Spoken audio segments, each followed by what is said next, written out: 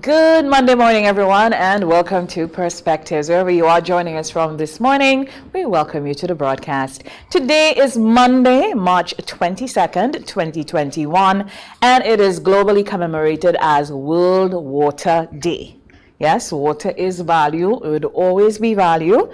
And of course, I'm sure you're waking up, you're in your kitchen, your water running, you're in the bathroom, water running. Some of you might be washing down the cars, whatever you're doing. So it is World Water Day today. And of course, it has been set aside since 1992 by the United Nations, March 22nd, every year to be commemorated as such. And of course, water is value. Of value as well as us being here with you on this brand new day to share fresh perspectives. We welcome all the broadcasters, the broadcasting entities, that is, who broadcast the program on air, that is MTV. Good morning to those of you viewing us on MTV, online, on Facebook, on Mikey Live. Thank you, Mikey. Yesterday was your birthday. Trust you had a good one. Happy birthday from all of us here at Perspectives. Partygrenada, TNR Communication, Sister Isle.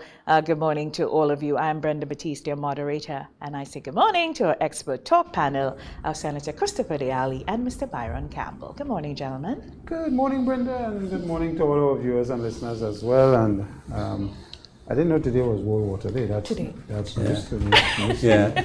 I see a certain host of us have a certain type of socks, and he was telling me that there's a particular thing around the socks. Right, Down syndrome. Down syndrome, right, and I think that is also a lovely thing to be given prominence to. I mean, I didn't know how to wear different colored socks. So have the camera take a shot of it. It's impressive. Yeah. So how was the weekend? Senator Allie, I find you look crisp this morning. Because if you pull out a new jeans out of the closet, and you look crisp. Thank you, brother. I take those things, huh? Yes, both of you. Suddenly I talk about that, you know. Good morning. But Brenda, the water question. I was not aware that today was International Water Day, but given that it is, I want to make this comment that with climate change, we see a real challenge in the whole water management going forward, particularly for farmers. You can no longer depend on rain-fed for your production, for your agriculture. And so water management is now becoming a very, very important tool for farmers, which involves catchment or harvesting and distribution, and how you manage that whole system. I could tell you that in this area, CDB recently gave the government of Grenada a very concessionary loan of $2 million to begin it's more than experimentation, but using GIS technology and gravity flow naturally to get water for in some designated areas, you know. And so this is going to be very interesting because that water is a major. In fact, it determines productivity. You know. So I just want to lay that on.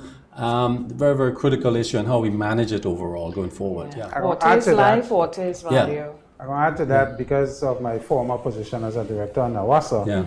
I know there's a lot of things in works for storage. Right. But on the farmers issue, Byron, I think the rainwater harvesting is something we need to encourage among farmers because, you know, rainwater is superior for farming than say, pipe-borne treated water and the cost as well.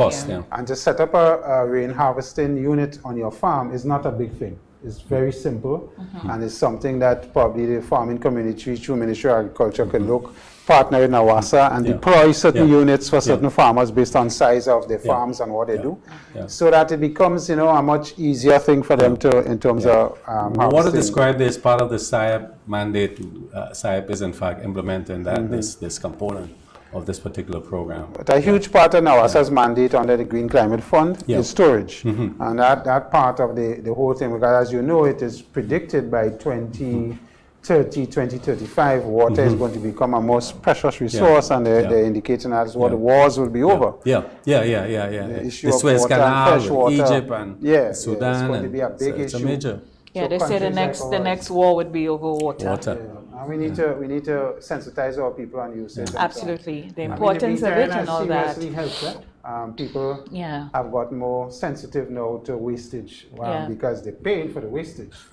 So that has become you remember the days though, Nawasa wasn't always like that, you know. At one time, you were actually, water rates were based on the value of the house, so you paid a percentage of that value. Correct. You know, so there was a lot of lobbying and advocacy to change it on the basis of what you use. On usage, on usage, But I want to also say something about Nawasa, and that is something that we need to talk about our statutory organizations, water being one. When you look at what's happening in Trinidad with their water authority, and all the issues with the corruption and the many multi-millions of dollars that have gone down in wastage. Nawasa actually, when they went to discuss that Green Climate Fund, their authority was rated as one of the best run authorities in the world. I'm happy you used the word authority, because looking on Trinidad and all that's happening with WASA is not even an authority. They're about to become an authority. So now WASA, we are kind of steps ahead as to, in terms of our management and administration of water. I just, wish that, we can. It is. I think it is the most expensive utility to run, but it's the one we take for granted because our old adage is, "God give us water." Kudos to the boards and the management staff and all the staff at Nawasa. They have done an excellent job. I mean, the new headquarters, looking good, I think. And well deserved as well. Yes. I think that is. I think the building where they were housed was really not conducive to business. I don't know how employees went in there and operated for all these years. So it's great that they have a spanking new crisp building. Congratulations. And but just though, I know people were asking in terms of the customer service department and going in to pay your bill, is that going to be relocated somewhere? Because people are thinking Upper Lucas Street is an inconvenient place. So is it going to be a centralized place? The intention is to have Upper Lucas Street as one. Corporate offices? You could go in there and pay as well, but there'll also be one down in St. George area, particularly to facilitate walk-in traffic. Wonderful. People coming off the bus and so on. And so that is going to be maintained. Right now it's on the Carnage location still, but they'll tinker with it and see whether it stays there or it comes more central in St. George area. So that is going to happen. So we're going to offer. But I mean, the reality of it, Brenda, is that, and we're going to talk about that in a little while, most people could pay the Nawasa bill without having to come in a line. True. And coming to a physical location. What is it about us with lines? What is it? So I mean, as Chester may have said, we've been taught a certain way, and to break out from that kind of thinking, He used the word condition. What's a reason for me to come to town on a Montee? Not to pay utility bills anyway. Everything, whether it's Greenidge, Flow, or whatever. We're lining up. And you don't have to. I mean, for older folks, yes, I understand some people want to see their receipt when they give you money in their hand because they want to make sure they, But we have to also understand that is going to change and significantly. So there's no need for a lot of brick and mortar for us to go in a place and pay and line up and so on. Well, it's a good time to talk about the new leadership in the PWU, for example, that we congratulate Brother Brian Grimes on his victory. That's what it was. So a new executive. New executive. He takes this position in an interesting era, interesting period. I mean, so much is changing: COVID, technology, the world, and therefore, what's the mindset going into that? But I think an important dimension is not only thinking about the leadership, not only thinking about in terms of benefits, whether it's a 4% or whatever, but thinking also about the other side of it in terms of what's the mindset now of the public worker in terms of productivity and outlook to work, in terms of modernization, in terms of retooling, retraining. I mean, all of these issues are important development issues that the leadership must take on board. I think the other point, Chris, and we touched on it earlier on, is that the new environment, and I've heard the union comment on this about contract work, the fact that companies are now contracting a lot of work out. It's not in-house anymore. They don't carry the expenditure of like pension and all of these things. So, but a critical point in doing this is not just retooling, but constantly retraining, because I submit that the one significant, we talk about job security, but the key job security is your ability to find employment anywhere, anytime. Right. And therefore that calls for constant training and retraining. So I hope the new executive is open to, yes, pursuing the interests of your worker. That's your first priority, and development and livelihood of your workers, but looking at it in this balanced environment. Yeah, I think, I mean, congratulations to Brian as well. I know him quite a long time, and you know, he comes with a lot of energy. He's young. I think his biggest challenge is going to be the mindset of his constituents who he represents. Because as you rightfully indicated, Byron, the biggest disruptor we have is COVID. COVID is going to change a lot about how we work and where we work in particular. And you're going to see a lot, the contract work thing is going to continue. That's not going to stop. It's going to grow. And that is a major thing for unionism, and how they deal with that, and people who are out there on contracts and representation for them and so on. So that is going to change their modus operandi, and that's a big thing for them. And I mean, the average worker needs to understand that it's going to be less contact with people to people.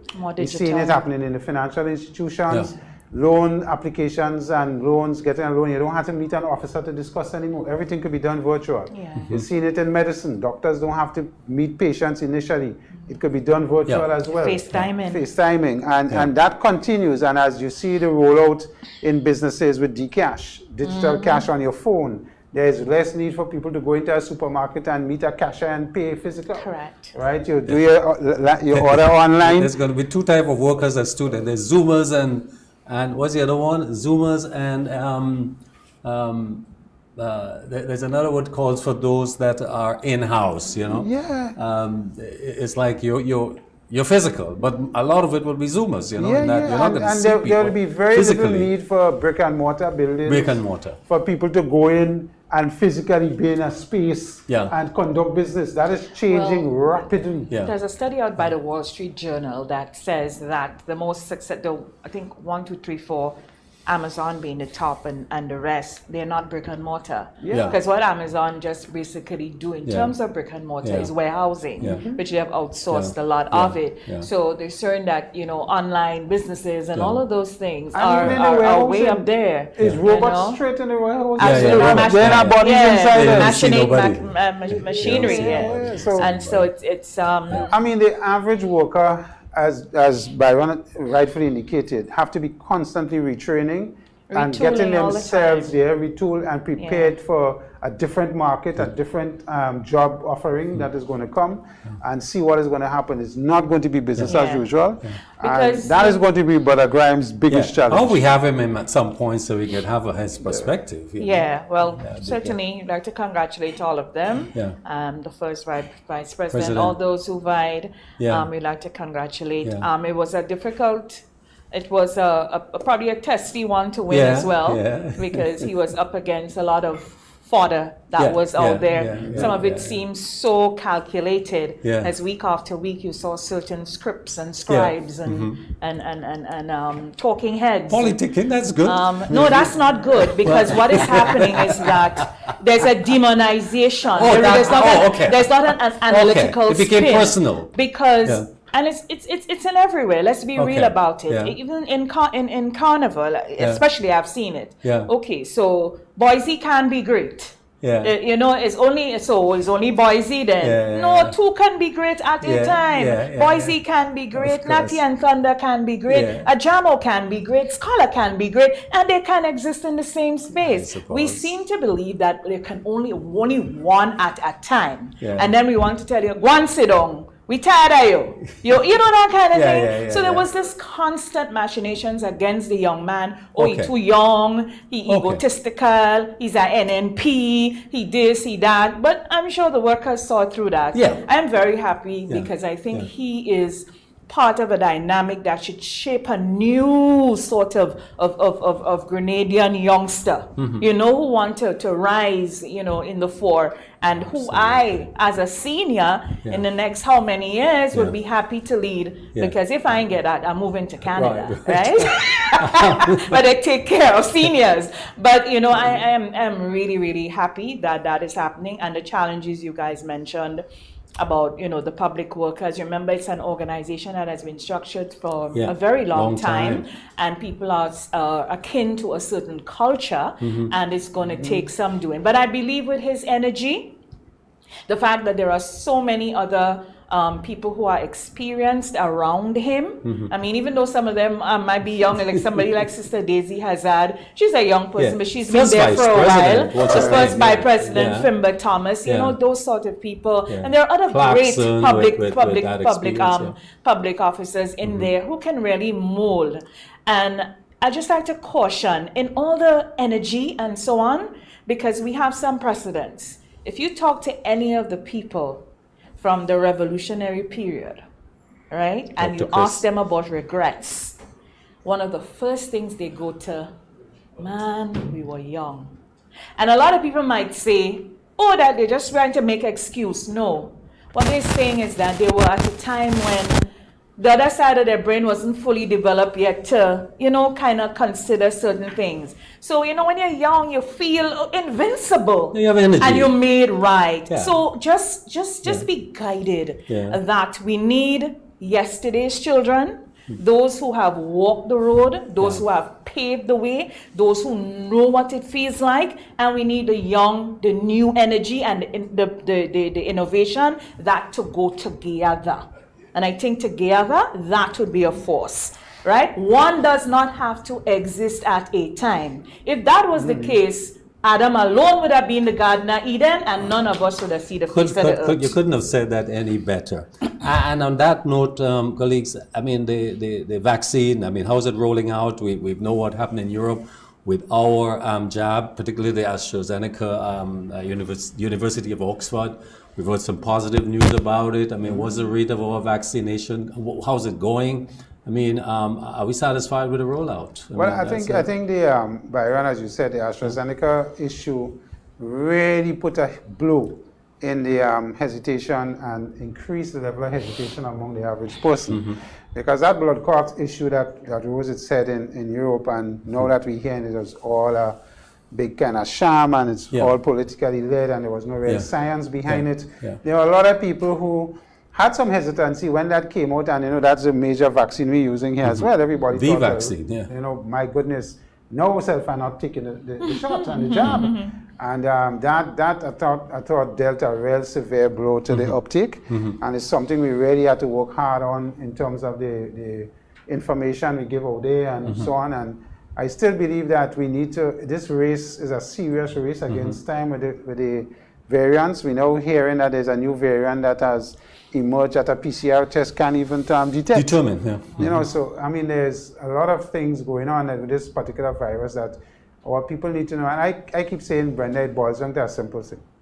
This is about taking the jab and not subjecting yourself to severe illness and possible death versus not taking it. It's pretty simple. Agreed. And if you have hundreds of millions of people taking AstraZeneca already and a couple thousand or 44 people or whoever had little issues, that is, you can't even calculate a percentage. In the UK, there's a risk. The race against time, I'd just like to pick up on that a bit, as I paid some attention last evening to a program that was going on Deutsche Welle World. And the race against time is real because, as if I remember correctly, Saudi Arabia, they, you know, those countries with money, they put in their orders since last year when these things were developing. And so they ordered 20 million vaccines. They have only been able to receive 3. And as of Friday, the companies in India, that's, you know, where the AstraZeneca is being produced. It was developed at Oxford, but of course the companies have their labs in India where, you know, it's cheaper and everything else, and the science in India. And so they are saying, listen, we can't deliver. We cannot. So Brazil, again, is behind as well on their amount of vaccines. They're in a lot of trouble, Lots of trouble. But no, they have paid way ahead. But the population of Brazil, and the thing with Brazil too was just the whole behavior of Bolsonaro, their president, you know, a la Trump, as it relates to COVID. And so the race against time is real because production, they can't produce enough. And I mean, look at the behavior in the US with spring break. And now they're saying there's a third wave that is possibly emerging. And you really have to ask yourself, as we try to vaccinate people, and for us, you know, it's a big issue because Caribbean countries who want to open back up to tourism slowly but surely. How can we let the students we want to know how to keep another lockdown and be very cautious with what we do, and I mean, I know the Minister of Health came under a lot of knock when they said that they weren't changing their quarantine procedures, even though you became vaccinated and when you came into the country. But now probably you're seeing that holding that line is something that was a good thing to do, because look at what's happening. And people's behavior is not saying that they still need to be cautious. And that race against time is all over the world. I mean, when you see people be congregating on beaches in Florida, you know, they're congregating at parties in Miami, they're congregating in California, in the UK, in France. You just look at them and say, why are we not listening to the authorities? Why are we not, you know? And then there's still people out there. I saw somebody on Facebook only this weekend, just to digress a bit, and I need to call the person this morning out of concern, because you can't be the face of a company locally and be on social media saying that a company that is out there promoting and telling people get vaccinated. You're the face of this company and you're on social media telling people the so-called COVID, this thing they call COVID, this thing they want to put in our arm. Listen, your job, what you do with the company and what you see on social media, it's linked. Yeah, and so you will get a call from Brenda, one of the things that probably Grenadians, we had a lot of Grenadians that died of COVID in New York and out of the diaspora. We probably didn't have a lot that died here. Didn't have any that died here that were directly related to people and their family, the children and so on. So we're not as sensitive to it because we haven't had this kind of permanent loss. And that is working in our disfavor. And probably if we did, we'd have a quicker uptake. Because a lot of the people who have gone to take vaccines are people who have lost loved ones and they know Chris, this morning, the seriousness of the disease. We have to be careful. Again, I'm going to say it. And people, you know, would probably feel how they feel. And they are right to that. But, I mean, as influencers in a society, so I saw a news clip with an attorney speaking about the science of the vaccine. Stick to what you do.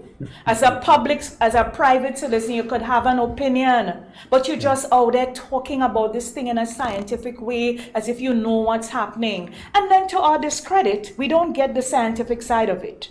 So the attorney raises a point which is valid. So you'd want to get a doctor or a virologist or epidemiologist. So XYZ attorney made these claims. Can we just back this up a bit? No, we just put it out there and more fear-mongering, more sensationalism out there. Regarding the blood clot, a million people vaccinated, 17 women developed blood clots. There can be other issues. Of course. There can be other issues. There could be women that were on birth control. There could be all of that. Dispel that the vaccine has nothing to do with the blood clot. But what the image that I have in my mind this morning as I was leaving home, CNN was reporting on what's happening in Rio de Janeiro in Brazil.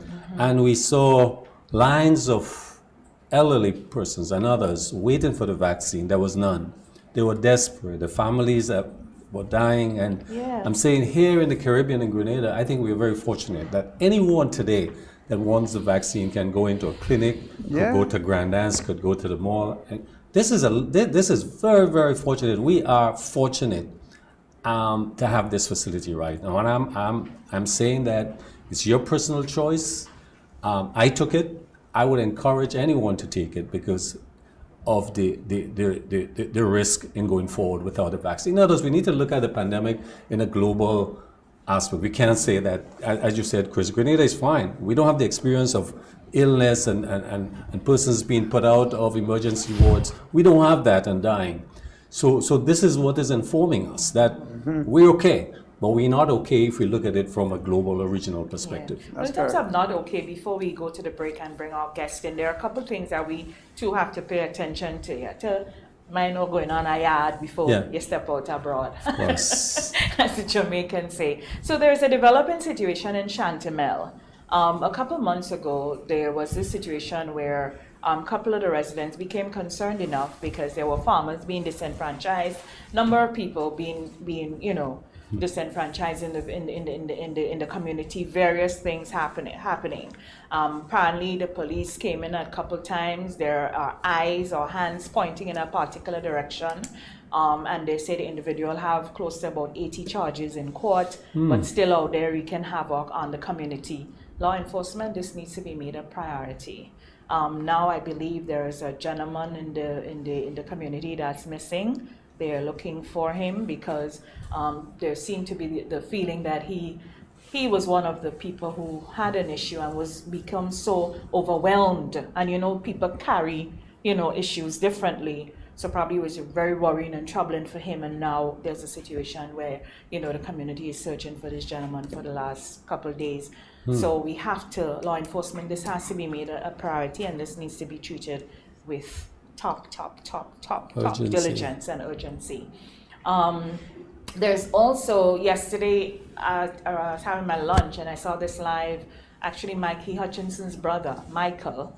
He was doing a live from the enclosure of the Grande Tang Lake. He was going to go, it seemed like he was going to go in for a picnic, and it was locked. There was no sentry at the little post there, security, to say, look what's happening. I don't think there was any communication there saying, well, the lake is closed, and it's closed because we're doing work, and yada, yada, yada.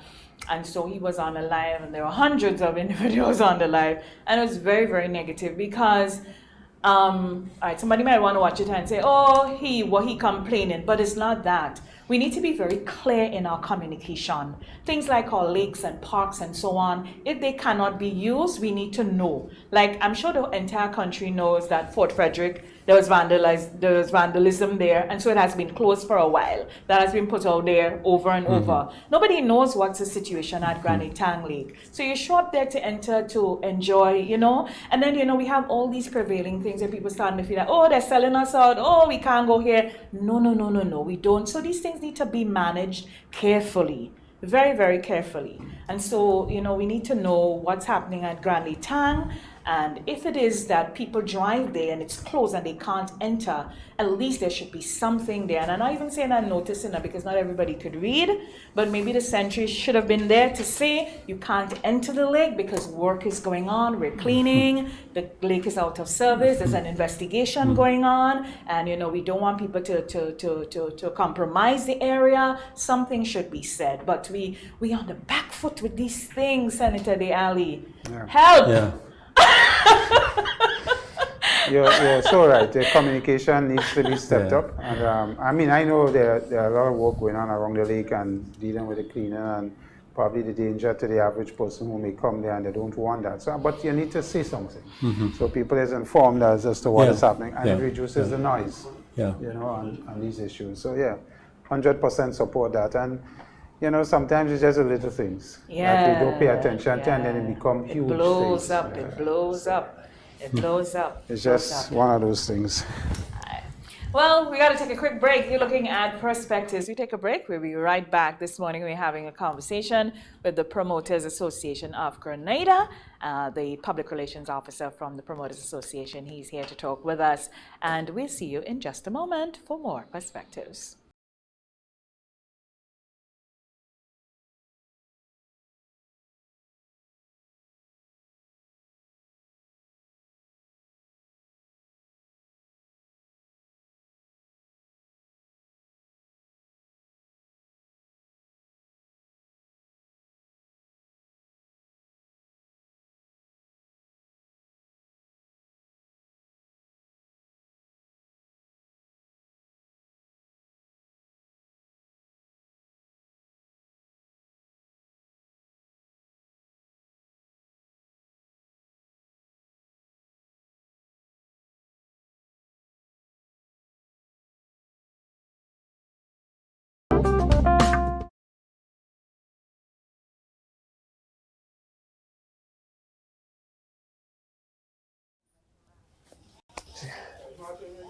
Should you wear a mask outdoors?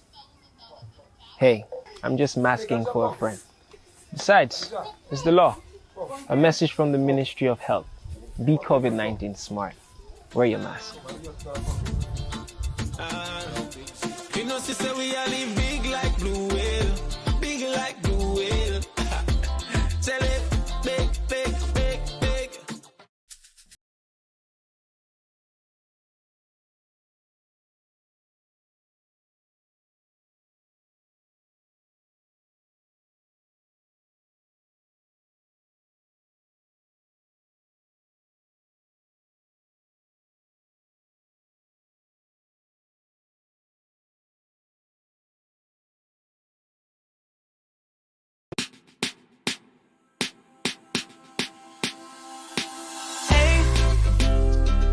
Gonna wear your mask today.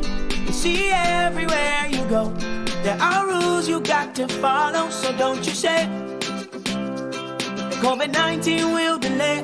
Take the opportunity to save your community. Don't be that guy, put a mask on your face if you're heading outside.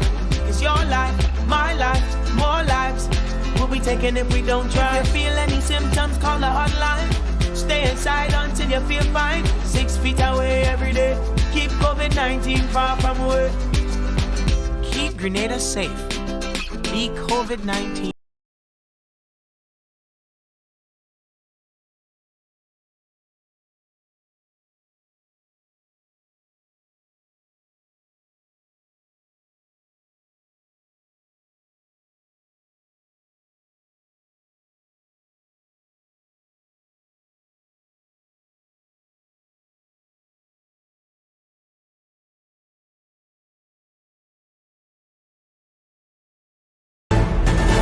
Welcome back to Perspectives, everyone. And this morning, our special guest panelists, we're talking to the Promoters Association, and the interim public relations officer, Mr. Montee Eddie Greenidge, is here with us. We say good morning to Eddie and welcome to Perspectives. Good morning, Brenda, and good morning to your panel. Morning. Morning. It's good to be here. You know, on Perspective is a very popular program, I must say. Thank you, thank Yeah. you, thank you. We didn't know. We're joking, we're just joking. mean by I'm just being modest. yes. Yeah, so it's really great to have you here. Thank you so much. So the whole situation, and I know Carnival is topical, yes, and Spice Mass, and the fact that we're going to have no formal Carnival, so to speak, and all of that. But even before we get there, in terms of where we are with the whole situation with COVID, how it has basically put a kind of damper on how we party and how we lime and so on, and the fact that many promoters, that's their livelihood. Yeah. So I know there's a situation where people just look at it as just they want to spit, Yeah. but it's people's livelihood. Yeah. It's economics Yes. as well. And so just talk to us a bit about, you know, how this has affected the promoters in your organization. Well, Brenda, I must say you touch on you hit the nail on the head with livelihoods. And as the Promoters Association, what we try to get across to people, this is not just about lives, it's about livelihood. And promoters represents a lot of families, a lot of people that are struggling.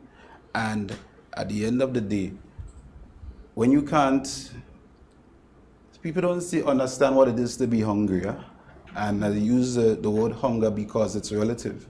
In that, yes, you may see people getting by every day, or perceived to be getting by every day. You don't know what it is they have to do to make ends meet. You understand? Now, one of the challenges that we have had is that as the Promoters Association, we look around at the different entities and look around at the different sectors that has been brought to the table with regards to the reopening since the advent of COVID, right? And we think it's a responsibility for the authorities, just like how you reach out, whether it's to the airlift committee, whether it is to whoever the committees are, to give the entertainment industry, and I'm saying entertainment industry and not necessarily promoters, because promoters represent so much more than just the persons putting on events. Yeah. Right? And the thing about it is that there's so many people, I don't think there's any other sector that affects so many people's lives like entertainment. And I may not be able to go through the list of people, but just to give you a snapshot, the same entertainers like the Killers and whoever it is promoters that put on events, and as a result of that, they get work. The graphic designers, the persons that promote, whether it's social media, whether it's radio, whether it's the persons that voice in ads, whether it's the drinks companies, right? The deco artists. And there also is the people that is indirectly affected by it, like the hairdressers, the clothing stores. All these people are affected. As I said, I cannot go through the entire list because there's just so many people that is affected by this. And so thus far, I think that the industry has been given lip service, right? No, at the end of the day, we are not unreasonable people, right? what we think is that we looking for a seat at the table just the same to come up with a solution moving forward. And I think we have been given an opportunity. Opportunity because COVID is not going to be the last pandemic, right? So we're all talking about COVID and everybody fixated on COVID as though COVID is going to, that too shall pass, right? And we have an opportunity, whether it is through entertainment, whether it's education, to relook at things and revisit it, right? So our focus as the entertainment industry is to come up with a template, right? As to how to go to do business. Right. As a matter of fact, one of the things that we're working towards is to create a pilot. And what we're saying is that we are not going to be unreasonable and say, okay, well, we just want to have events. This, as I say, is we're trying to feed our families, right? So we want to be able to sit down with the authorities and come up with something that is workable for both parties. Right. So both of us could be comfortable. Right. Right?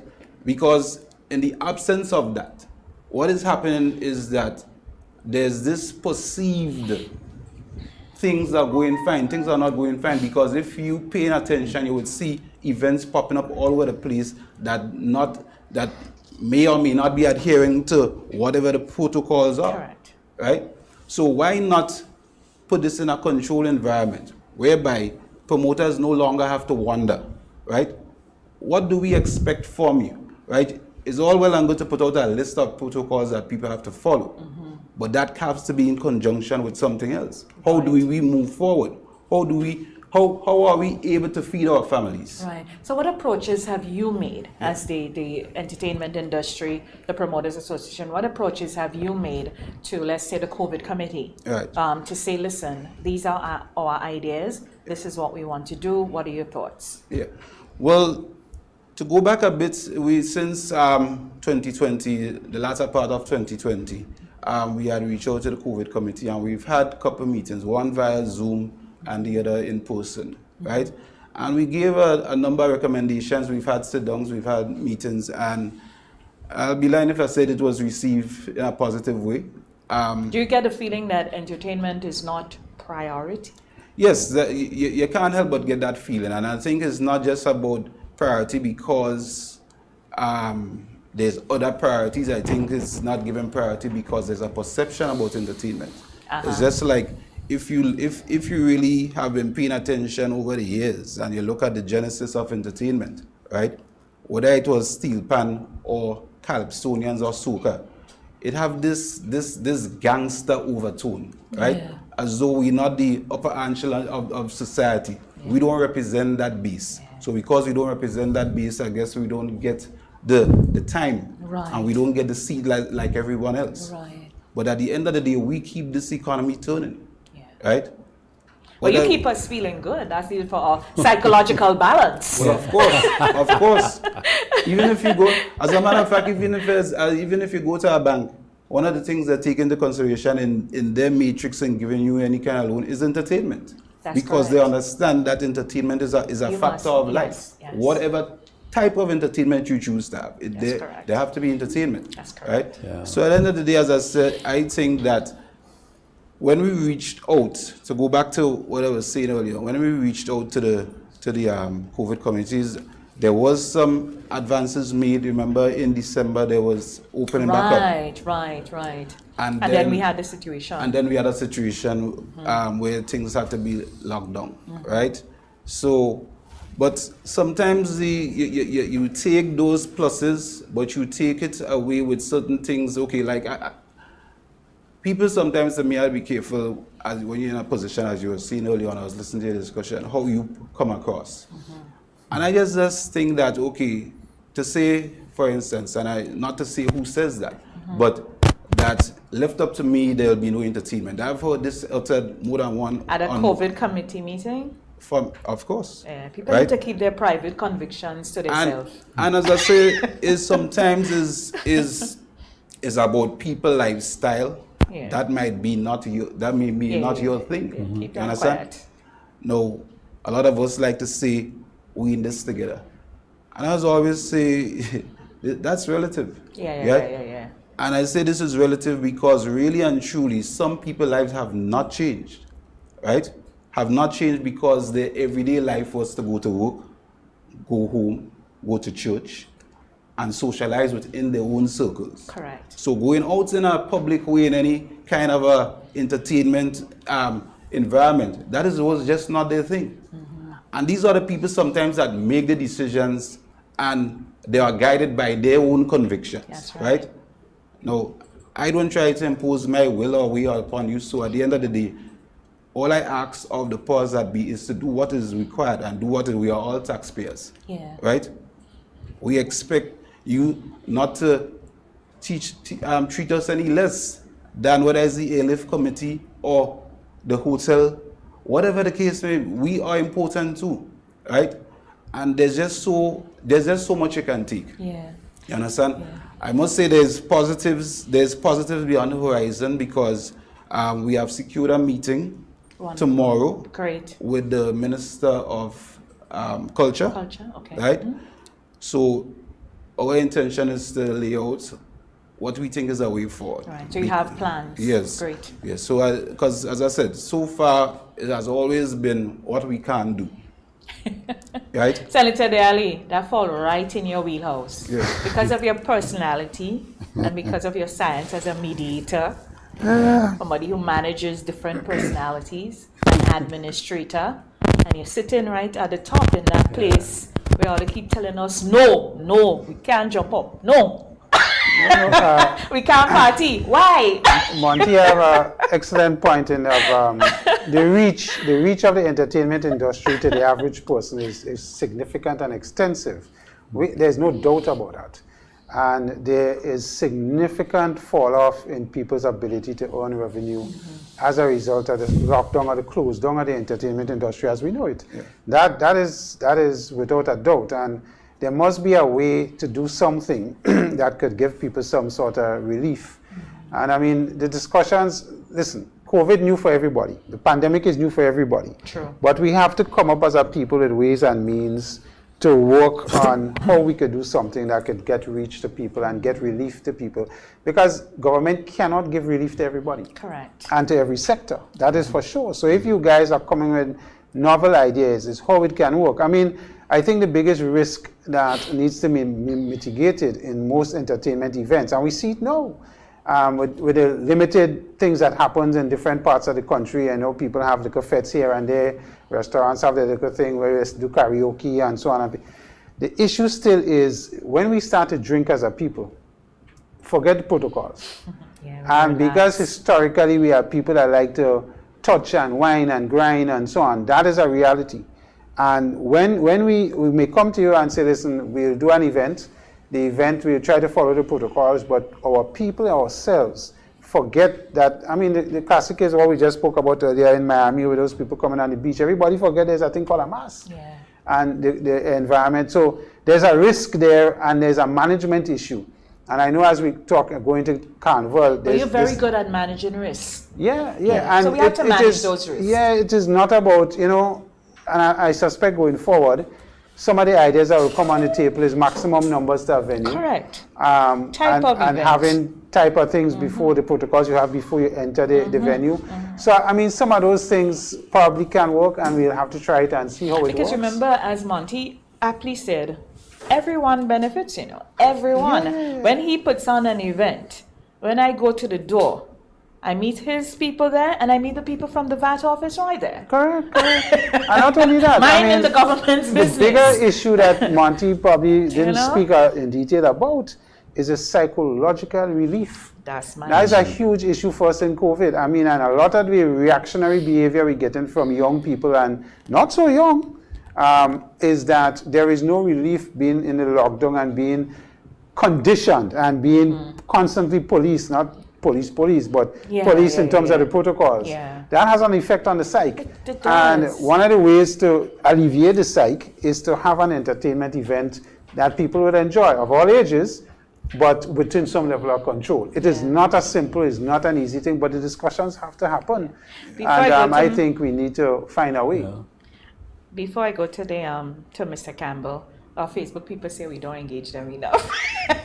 So let's engage them this morning. Hey, good morning, Depo. You're up early in New York.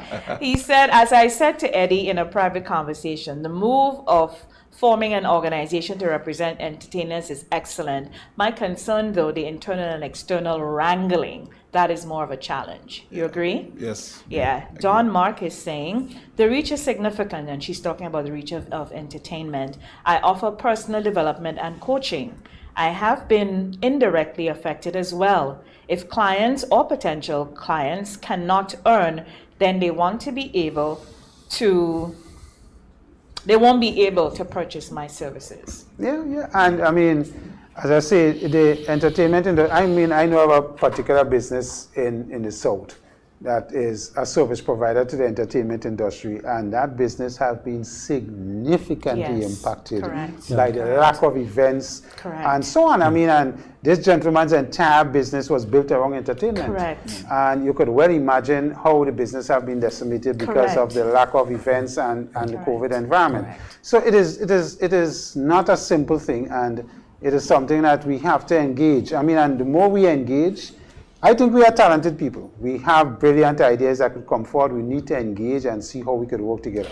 There's that aspect of security and the police and so on. How do we address, though? Because as you speak to promoters, as you speak to people involved in entertainment, they're saying that thing that Eddie is saying, that they come away hearing all the messages being put out and in private meetings and so on, they're coming away with this feeling that, it's just entertainment, not too important. So in terms of who's transmitting that kind of energy, I mean, how can we fix that? I mean, we know, Byron, you know culture. Culture for us took years to get the prominence we have now.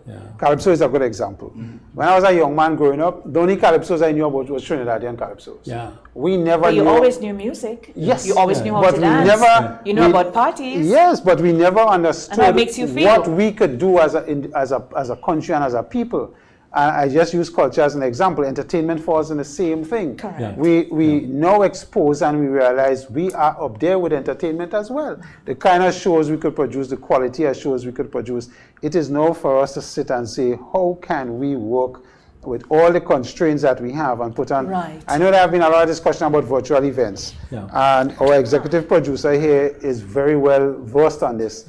Putting on a virtual event is not as simple as it would appear, and the costs. And then even advertisers, when they come into a virtual event, a drinks company may say, man, I prefer to have my tent with my logo on the ground offering drinks to people than going virtually. I get more from that than having a virtual event and hoping a man drink a beer while he's looking at a show. They won't see the value. So it challenges all of us, even the advertisers, to get value for money when we put on these type of events. And we need to be more creative as well, because here we sit in a facility that can easily house 5,000 people safely. So I'm just putting that out there. We just need to put in the work and put in our heads. Mr. Campbell? Wow, I listen, and it's always good to listen. Eddie, I mean, this is a dilemma. The question of, it's like the devil in the deep blue sea. So many lives, livelihood, persons that depend on income coming from the entertainment industry and any industry related to the tourism industry in general, that are affected, but more so on a local level, we have the entertainment industry and promoters fall in there. And all the people, the auxiliary people that depend on their livelihoods, as was said. So, and on the other hand, you have COVID, you have a pandemic, you have a global crisis happening, and it wants that once the industry involves having people together in clusters, it's an issue to be dealt with, because we know that's how this virus spreads.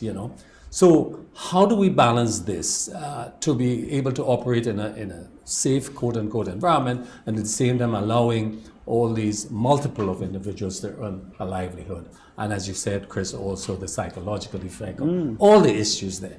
And where do we find balance? I'm glad to know that you're meeting with the Minister of Culture. I hope the association have a proposal, have some. I know you've talked about proposed capacity of venues, but as Chris pointed out, I mean, if you have the quarantine point, for example, the whole 10,000 persons, and you want to bring it to 30%, that's 3,000. Or you have aquarium 1,200 and you want to bring it to 360, 30%. These are the real numbers. 15,000, you want to bring it to But as 5. Chris pointed out, alcohol and music, that goes out the window. It doesn't work. Everybody comes together. Or you could say sit down. So if you come to the stadium, because that's the thing, we need to manage the risk. And I don't mean, I'm just putting this out there for your further deliberation, Mr. Campbell. Because we just can't sit down and say, oh, well, alcohol and people. You can come to the stadium and sit. Yeah, I'm saying we need to consider all those things because they are a factor, when I look at the because I'm agreeing, and Chris pointed out also the virtual, and we see Wagati with his bingo, and some of these don't work exactly for the promoters, but they don't work and for as a all people events. also we want, and I feel that the pressure from the young people. I have children too, and young son, and you can see they want to go out, they want to do things. I mean, they're frustrated. How do we balance that? How do we taper that? What do we allow? What is reasonable? What is safe? What does the science say? And then these are the questions, these are the issues. There's no easy answers to it. But can I just say something? Because we always seem to be pointing out these things, and that is, we always push back on this. Yeah. Because we say, okay, what is safe, right? And we talk about what is a safe number, right? We cannot look at these things in isolation, right? Now, at the end of the day, if it is that the state of Grenada had 10, 20 cases of co-active cases, by all means, then you would take a different approach. And not just that, have the cases that we are aware that it's in quarantine, right? So we can't just speak of this case as though these are cases that is roaming around in the community, right? So if there are no cases in the community, there's no community spread, right? We're talking about music and drinking. Now, it's not to take a shot under the belt at anybody or any demographic, but the point is, the upper echelon of society still continues to congregate and have drinks, right? And still consume music in their circles, right? Why is it why is it because they have the ability, or they have the know, or they have the whether they can afford it to do a private party or whatever the case may be? Why is it that they could still continue to enjoy life as I say, nothing has changed for them? But we are the ones that have to suffer, and they don't rely on it as a livelihood. We rely on it as a livelihood. And as you correctly said, this is about people's psyche. This is about people's mental health, right? And it even touches on the same thing of youth, right? And as I said earlier on, is not to take there was an article going around on social media about people who sit on committees and boards and whatever the case may be, right? And you have to look at the truth in those statements, because at the end of the day, we were all young at one point in time. We were all robust and wanted to party and have a good time. We get to a different stage in life, and then we start sitting on committees, and these things, our priorities change. And because our priorities change, our way of governing, our way of just legislating is different. When right? it should be the opposite. When it should be the opposite. Because at the end of the day, if everybody, the people that sit on the committees are people whether it's in the 50s, 60s, right, and no longer have that understanding, or pretend to not have the understanding, right? Or feel Let's the not pain bring of the thing. ageism into it, though, because I think ageism is a thing we do in Grenada that's to our detriment. Well, but I get you, Eddie, and I'm totally with you on that point, because I believe, like you, what we should be bringing to the committee after we've had all our life experiences is those life experiences. When we were 25, when we were 30, because you know what it was like. to make those decisions. But it seems like and that is why I am passionate about a lot of things, because I dip into the well of my experiences. I think when people get to, they just figure, oh, I am so pious now, and no, let's bring be who you are and be, so I take that. I take that. Senator Allie wanted to challenge you. I think the upper echelon thing is a little overdone, because you see, Everybody gather in, man. When you look at what happens in River and those beaches and so on, this is ordinary folk. You know, upper echelon there, right? And they have a ball. Sometimes we go excessive, and the authorities may have to come in and say, guys, shop lock whole night, nobody coming out. I have been to events in St. Andrews and different places where people have a good time, and the police are there, but the police are reasonable as well because they understand certain things need to happen and so on. That's not upper echelon. Upper echelon have their thing as well. But I'm saying to say that I think the real issue for us in entertainment is the control or the management of some of the extreme behavior that may, and yes, your point about not having COVID, not having COVID and not the society to have community spread, but we may have asymptomatic people around. Because remember, we haven't tested, the last thing I saw in Grenada, we tested about 23,000 people. That doesn't represent our population, about 20%. Probably if we were to test another 20,000 people, we may find that we have people that may have COVID and asymptomatic. I'm just saying that we can't just use that alone. But the conversation has to be holistic. I hear where you're coming from. Right. And the conversation has to be holistic. Yes, our risk is very low as a country in terms of positive cases. And the question is, could we do something that could put on an event? And I don't like the numbers. I hear Byron talk about the thing because numbers for you may work against you. Because if I want to put on an event and you tell me my venue could hold 1,000 people, and I am staging my event on about 80 or 90% of that coming, or is the event making sense to me? Because it would be too much just to put on the event. But the thing about it is, why we keep dipping into the point of the risk with the COVID and our need to be safe and so on and so forth. I think what I am seeing and what I am hearing and picking up and have observed for a long time is us really not looking at entertainment as an industry. And that really goes to the effort, the seriousness, the approach that's been put into it. And if we start looking at it, because it is an industry, we understand if we were to take just do a survey, just, Inland Revenue can provide us with numbers, Customs can provide us with numbers, all these government agencies could provide us with numbers that can lead us to a place where we're like, oh my goodness, what are we doing here? So it is an industry. So we need to start looking at it as such. Eddie, given all that's been said, in terms of the pros and the cons and livelihoods, I mean, what is the association proposing? I mean, does the association have a proposal, something that's workable? What are you going forward with to with the minister, just in terms of an outline? Well, you touched on some of it because we always have to go based on percentages, right? So in terms of, just to use a wrong number, if you have a venue that can hold 1,000 people, right? We might be able to say, okay, let's do 40% for whatever the case may be, right? But as I said, we're not unrealistic, and we also have to take into consideration that in coming up with a number, it has to be economical, it has to be viable. Right. So you have to spread the overheads and the costs of each person or each potential person. And you have a new cost now, the cost to keep the venue and the event safe. Right? COVID safe. Right.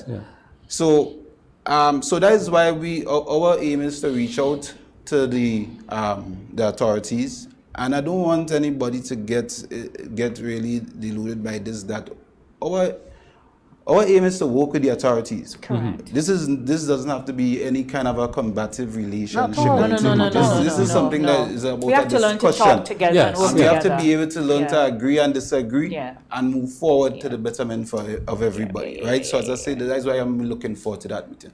But as I said, we want to also take some of the responsibility, right, away from the Ministry of Health, for instance. I don't know if you know the process right now, if you have to get an event approved, right?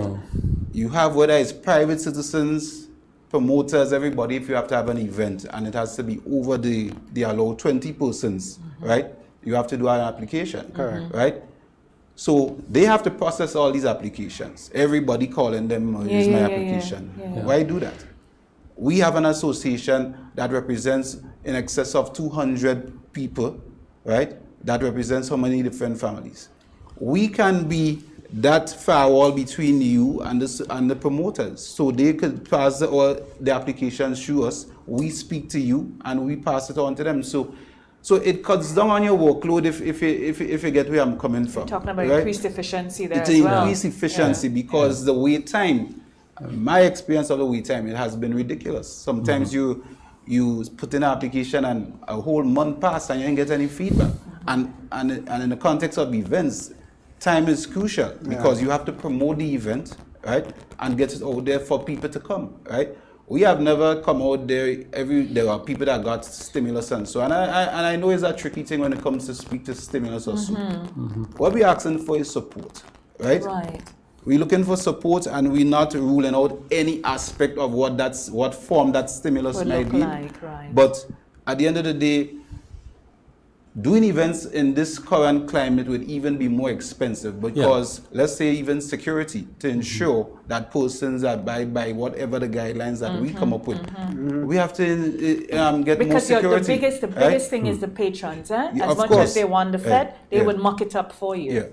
Yeah, and so, I think one of the ways going forward, Eddie, probably your committee could consider, I think establishing of protocols before you enter venue is where you have to focus. Yeah. Yes. Because when people get into the venue and they start to enjoy themselves, you can't tell a man to continue to wear a mask and dance and drink and eat and so on. Well, yes, that's understandable. And to me, the real thing is you have to be hard and fast with the protocols before you enter. And that probably is where the solution lies to a big way. Because if you get 500 people in a venue that could hold 1,000, you had good numbers. And you could say to them, guys, enjoy yourself. You're inside here, but you know before you come in, you have certain critical things you must meet, or else you can't be allowed in. It's not just the admission fee. So let me ask you this, right? As just like we all Grenadians and we consume them, right? So if we had to have an event whereby, okay, you said people within, I guess, social groups, people who lime together, right, can gather in groups of 20s. So what if we took something like this and apply it to an event platform, right? And say, okay, Brenda, you have your crew that you normally party with. Guess what? When you come into the event, you go through all the protocols, the hand sanitizing, the temperature checks, doing all the different things. We do a layout, maybe one way in, no crisscrossing in highway, and we create a neutral space for you and your people to be able to interact. Once you have to leave that space, then you'll be required to put back on a mask. Let's say you have to go to the bathroom, you have to go to the bar, whatever the case. Even things like... Don't you leave your safe bubble. Yes. I like that creativity, It's good. So even things like, for instance, measures that we saw us putting in place, as I say, which would be which would add to the cost of doing the event, having waiter services. So less people go into the bar. Right? Bottle service, which basically, if you have a group of 20, instead of each person, or you had to go down and buy 10 drinks, no, you can buy a bottle, right? And that bottle can share for the table, right? So then it cuts down on the amount of time you go to the bar, right? Absolutely. So you're able to socialize and you're able to enjoy yourself. That's it. You're talking and I get excited. Actually, I've seen myself inside exactly. So you and me like to be in your liquor section here, and you looking across the alley and your liquor section, and we're even there, and all trust me, and Allie like your liquor section, So my point is, there are ways we can do this. Absolutely. You understand? It's just that you have to give us a platform and give us the responsibility and engage us. And you know what it is too, Eddie? It calls for work. Of course. We have to put in the work. We have to put in the work. But I mean, I hear Eddie talking these things, and as you say, Brenda, I think they are excellent initiatives. And we need to look at it. I mean, because basically what Eddie is saying, bubbles. We have various bubbles in our event, in a venue. You can get creative with the names. You can do anything. And that could, to me, I see that as, again, all the protocols are there and you have things set up, and if people don't want to follow, you can't be in my fete. So instead of having, let's have VIP and all them kind of things. So you had a rum bubble, you had a water bubble. I gonna be no water bubble. Listen a minute. Even boots. Boots is something that has been a part of events for a long time. It's just that if you want to do it now, you can do it in a creative way. Absolutely. And events is no longer like what we knew, like when you was growing up, when it was like a block. Events have evolved. Yeah. When you go to an event now, the amount of money you have to put on decor and this and seating and all these different things. It's an experience. Of course, right? It's an experience. So give us the opportunity, right, to come up and brainstorm and do and come up with the creativity. You might be surprised you walk into an event and you're pleasantly surprised. And what I'm saying is that we don't have to just do it all at once, right? As I said, we can do a pilot. Correct. We can say, okay, let's do this. Let's see how let's it do works. this. Yeah. Give us a chance to show you how we can do it, right? Right? And just to bring it to Carnival, because I know part of this was about Carnival, right? Carnival is about events, right? And once you get that sorted out with your events and having a protocol moving forward, then Carnival is a foregone conclusion. Because then you have created the conditions for Carnival, and as you see it, the successes of your experiment, then you can grow. Then you can say, okay, we might even decide to say, here's what. We've been talking about community Carnival for how long? We might decide this year Carnival, every parish have his own Carnival. Nobody cross any boundaries. I'm just saying. Just to throw it out there, right? So if Grenville have his Carnival, or you could say have his particular Carnival, events, probably, no jump up on the streets or whatever. Yeah. But I ain't going that far to say no jump up on the streets. No, I know you like to jump up. So, at the end of the day, Carnival in itself is just 2 days. It's more of a season. It's not 2 days. That's what I'm saying. So we can't just concentrate on those 2 days and the masquerading. No. So if we rectify the events portion of it, the other parts would fall into place. Spice Mass 2021, the events edition. The events edition. So I heard this, Brenda, and this is unofficial. Yes. That coming from Spice, this is unofficial. That officially there is no carnival. The Spice Mass Corporation is not there's no officially. No, I'm not saying the official. Prime Minister of Grenada said there will be no official formal carnival. Then we just stop that carnival So thing. hold on, I'm hearing. Hold on. My information. I'm getting some information that officially. So if there is, I'm not saying there is or there isn't. Well, we shouldn't put it out there until it's announced. I have not heard any formal official statement of it. So this is my take, personal take on this. If there's no carnival, should there be holidays, or you think holidays add to the success of the promotional events, entertainment events? Holidays? Yeah. Well, our holiday was taken away last Carnival, although that didn't stop you from going out and masquerading, right? But I think we should still have our holidays. I think we should still have our holidays. You understand? And as you said, and you see like this debate that you and Brenda have on whether there is Carnival or no Carnival or whatever the case may be. I think, honestly, that the authorities, and as I said, I'm not trying to be critical here, we need to be a bit more tactful, right, in the way how we disseminate information, right? To me, we have to do a better job of, managing people's expectations, right? And I say this because having this discussion about whether there should be a carnival, then every Facebook go crazy. There's no carnival.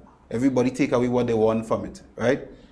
Just that little semblance of hope, giving people that there's something to look forward to, right? And I'm not talking about hope of enjoyment, I'm talking about hope of revenue and the potential to survive. Creativity. Because let me tell you this: with you just thinking, okay, as a food vendor, as a barman, as somebody that doing events, just the thought of, okay, boy, we might have carnival, so I might be able to make $1, I might be able to pay a couple months on my loan that has been backed up for how long, right? That might be the difference between you having a nervous breakdown or not having one. No, you understand? So what I'm saying is that and that connection is seldom made. Of course. So people need to do a better job of managing people's expectations and stop putting these things outside. Let me say, carnival and to you that authorities are quite aware of that. I can tell you from discussions we have had already surrounding Carnival. But we need to understand something as a people. Crazy because the Prime Minister didn't Carnival, say, he didn't say there was going to be no Spice Carnival. Mass, as we know he it, was managing us. It's also a legal event. Yeah. When Spice Mass is launched, when it's launched, the police only get authority to do certain things because legislation comes into effect as a result of the launch. Correct. And don't forget, Spice Mass is more of an event show. A lot of events. So Monarch, this, that. There's a lot of events that happen. No, you could say that there will be a hybrid of Carnival without the events. Right? So I say that to say that, let's take for example Jab Jab. Slum is a big Jab Jab band and you want to have everything. You can't tell people that they won't be able to enjoy themselves on Monday morning Juve to play Jab Jab. But you could do it on a controlled environment basis. So you tell people, watch, you could have Jab Jab, but these are the conditions. Slum, you could have your 500 people come in your band, but these are the conditions. People get an opportunity. The same vendors get an opportunity to say, boy, I could sell something because I know this happening in Montee, I know this happening in Bolio, right? And the police, see the chairman of the Spice Mass Corporation excited by what you're saying. And the police get an opportunity, you know, to have this in a controlled way, that you don't get out and people, you know, like what we had last year in Sotes and so on, and people just come out because they just felt, well, no, I will just defy the no. You understand? So it can be done, but I think managing expectations is one. But what we know as traditional Carnival in terms of events, Soca Monarch, this, that, may not happen. But those are the main events. Right. So that may not happen. The government could decide, no, we're not doing that. But that doesn't say we cannot have controlled events for certain activities that happen in the communities, as you say, a kind of community carnival, but controlled. And people must understand that. And because at the end of the day, I think the authorities are looking. How do we understand it if there's no communication of saying that? No, and that's what I'm saying. I think a lot of the discussions we have in the background now is, could we do this hybrid event that we call Carnival? The normal thing we know is not going to unlikely to happen. Exactly. And given the timeline and planning. Could we manage that in terms of security expectations and what events you could happen at the community level? Let's also lift our deliberations because here's some great innovative ideas and other things we can do. Let me tell you, so we can't look at it in the way we looked at it previously. Discussions we have had, I've been part of a committee having looked at the discussions, is that this is about how we could do something to give people livelihoods and trickle down, and at the same time understand that if we don't at all, it's going to blow up on us, because people won't just come out and just total rebellious mood. And this is not the intent. Allie, don't let's just do it for expediency, because we're so afraid of what you just said. Let's want to do it. Let's do it right. And I think the discussion. Let's be a template for the rest of the world. We have a way of setting trends here in Grenada. Let's do that. The slums guys who put on certain things will happen, because once the authorities decide, okay, we could do a hybrid event. This is how we probably want to do it. The discussions will come.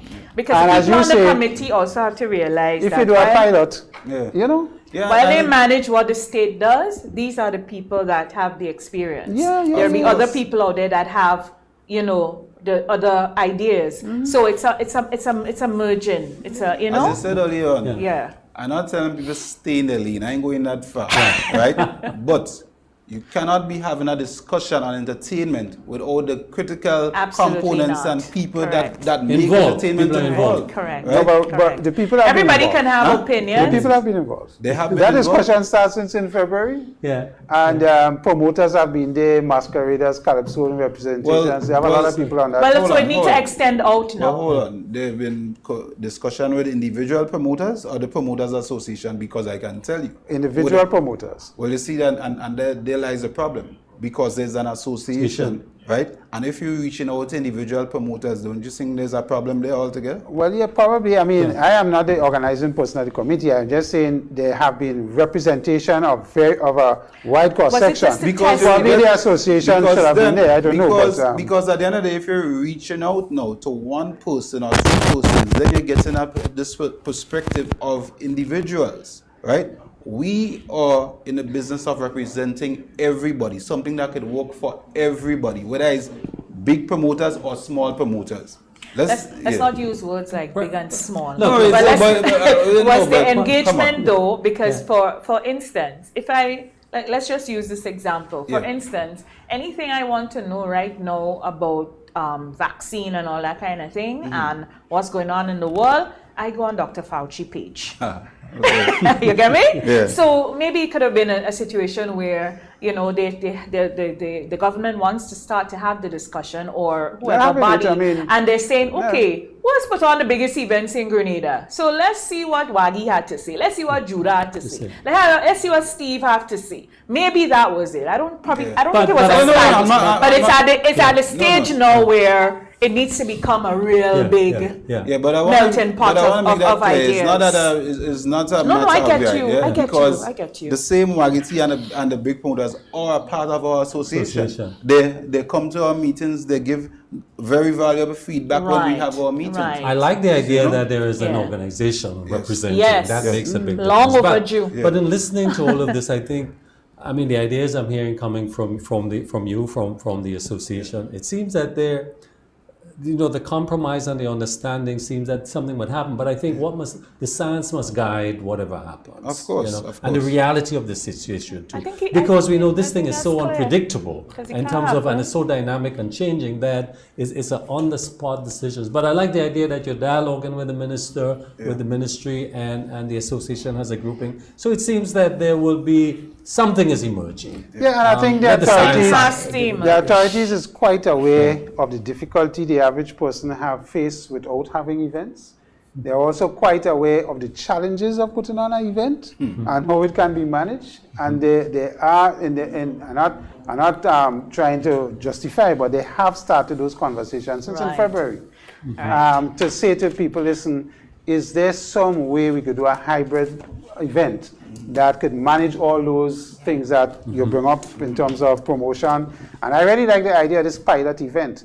And if that could work, how it could work, look at the pros and the cons after the event and see how we could, refine it and so on and help with us getting. So I think we are really good idea. And I said from the beginning, we have very brilliant people in this country, but our people are sometimes our greatest enemy of ourselves. Because we always put lines of divisiveness. We always draw lines. You might put on an event and you put on, and then we just mash it up because of our attitude and what we be. We always draw lines. And that is the challenge. And not just that, once you're able to get to that point, right, where we have that pilot and we have that template to work on, no promoter now have to wonder what it requires. Correct. There are protocols, We could go as far as to have an approved list of venues based on what we're looking for. Right? So when we have so then you have and this is something that obviously, is not something that you would handpick venues, but you have, once you read the standard that we're looking for, whether it's multiple entrance or whatever the case may be, and make sure you have exits. Once you have this in place, then the person may not even have to wonder how much persons, because based on this venue, this is what the amount that you can. So Senator Allie was saying earlier, which venues can hold XYZ amount of people. But that's great discussion. We need to wrap. Eddie, thanks. Thank you so very much. It's really evident that you guys already put in a lot of work. And trust the meeting tomorrow with the minister is the start of something that is going to yield Senator Allie Spice Mass 2021, the events edition. Yes.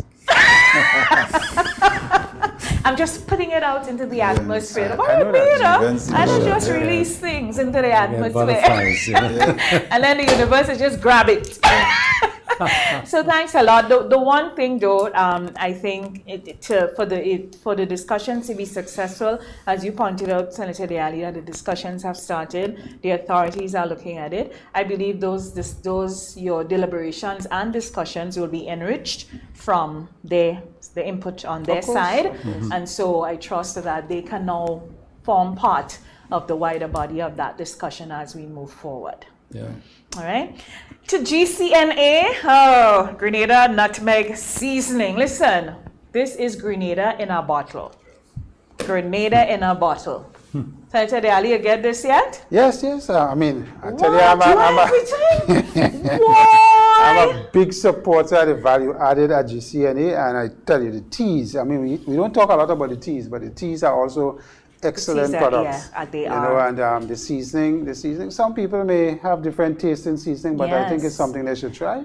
And really see how it works. And I could tell you the pepper. Well, there's locally grown I'm a pepper person, so I could tell you about the pepper. Pepper sauce, yes. The pepper sauce has turmeric, really nutmeg, all that goodness in this bottle for your fish and your meats. Throw the powders. You know the powder with the stain. Throw that outside.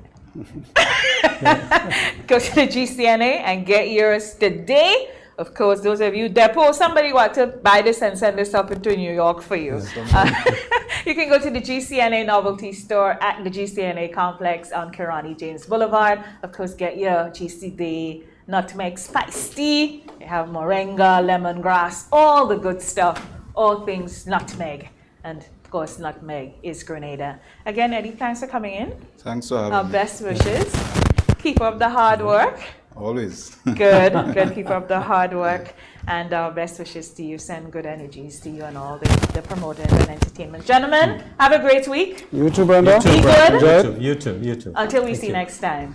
Thanks, everyone. Have a good day. Remember, it is World Water Day. Value water and the importance of water in your life.